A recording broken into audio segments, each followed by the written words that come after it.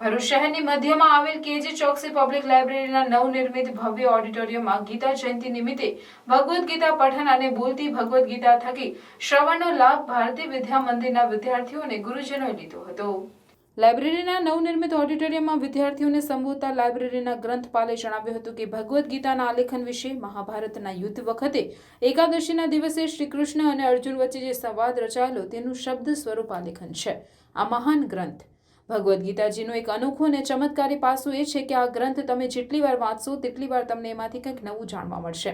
આ વાંચન થકી તમે તમારા પ્રશ્નોનું નિરાકરણ મેળવવામાં પણ મદદ મળે છે।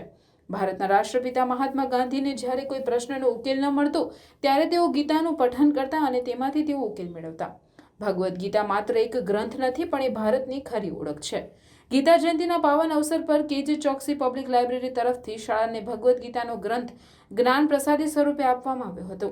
આ પ્રસંગે વિદ્યાર્થીનીઓએ અને ભારતીય વિદ્યા મંદિરના ગુરુજનોએ સંકલ્પ કર્યો કે અમે બાળકોને પ્રાર્થનામાં રોજ એક શ્લોક અને એના ભાવાર્થનું મહત્વ સમજાવીશું અને તેઓને ગ્રંથનો પૂર્ણ પરિચય કરાવીશું।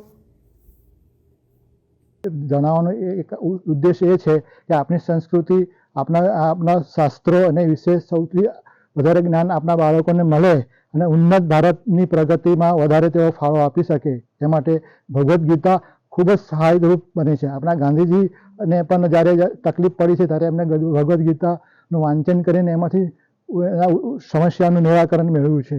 એટલે ભગવદ્ ગીતા એક એવો અદ્ભુત ગ્રંથ છે જેમાંથી તમને શાસ્ત્રોનું જ્ઞાન તો મળે જ છે, સાથે સાથે જીવન જીવવાની શૈલી, લોક વ્યવહાર, કર્મની પદ્ધતિ બધું જ તમને જાણવા મળે છે એમાંથી।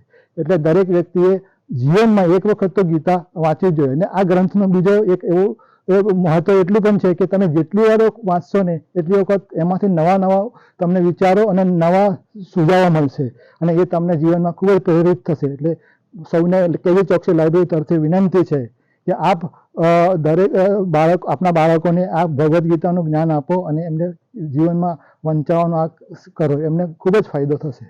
ધન્યવાદ।